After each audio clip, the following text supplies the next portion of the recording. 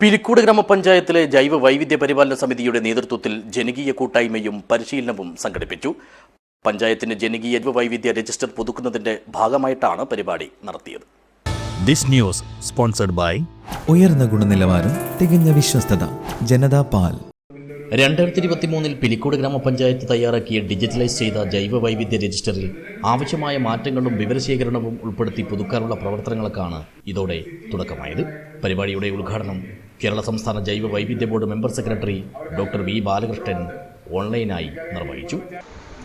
Panchayat, municipality corporation, ജില്ലാ panchayat, block panchayat ഉൾപ്പെടെ അതിൽ 1034 നമുക്കൊരു ബയോഡൈവേഴ്സിറ്റി രജിസ്റ്റർ ഉള്ളത്, വൈവിധ്യ രജിസ്റ്റർ ഉള്ളത് 1034. അതായത് ബ്ലോക്ക് പഞ്ചായത്തിലും ജില്ലാ പഞ്ചായത്തിലും ഇല്ല. പക്ഷേ ഇപ്പോൾ ബ്ലോക്ക് പഞ്ചായത്തിലും ജില്ലാ പഞ്ചായത്തിലും ചെയ്യാൻ സംസ്ഥാനത്ത് പല ബ്ലോക്കും ജില്ലയും ശ്രമിക്കുന്നുണ്ട്. പ്രത്യേകിച്ചും തിരുവനന്തപുരം ജില്ലാ പഞ്ചായത്ത് ജില്ലാ PBR തയ്യാറാക്കാനുള്ള ശ്രമമാണ്.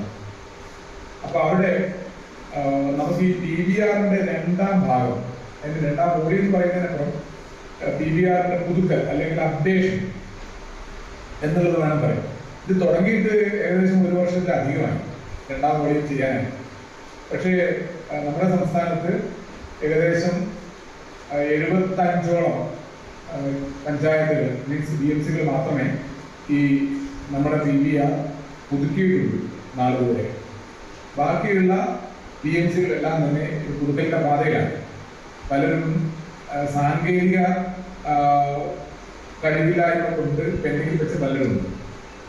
ഇന്ന് നിലവിൽ നമുക്ക് പുതിയ ഭരണസമിതികളൊക്കെ വന്നതിന് ശേഷം BMC റീകോൺസ്റ്റിറ്റ്യൂട്ട് ചെയ്യേണ്ട ഒരു സാധ്യത, അതായത് BMC പുതുക്കണം. ചടങ്ങിൽ panchayat vice president CB Chandramathi അധ്യക്ഷയായി. BMC convener TV Sreedharan master പദ്ധതി വിശദീകരിച്ചു. ജില്ലാ BMC കൺവീനർ PK മുകുന്ദൻ ജൈവ വൈവിധ്യ രജിസ്റ്റർ പുതുക്കൽ പരിശീലനത്തിന് നേതൃത്വം നൽകി. ജില്ലാ BMC കോർഡിനേറ്റർ VM അഖില ജൈവ വൈവിധ്യ സന്ദേശം കൈമാറി. ജനപ്രതിനിധികളും സാമൂഹിക പ്രവർത്തകരുമായ MK Haridas, K Hemambika, N Raveendran, VM Kumaran, MK Rajasekharan തുടങ്ങിയവർ സംബന്ധിച്ചു. Panchayat secretary incharge P Aravindan സ്വാഗതവും BMC അംഗം M വിനയം മാസ്റ്റർ നന്ദിയും പറഞ്ഞു. News bureau, Cheruvathur.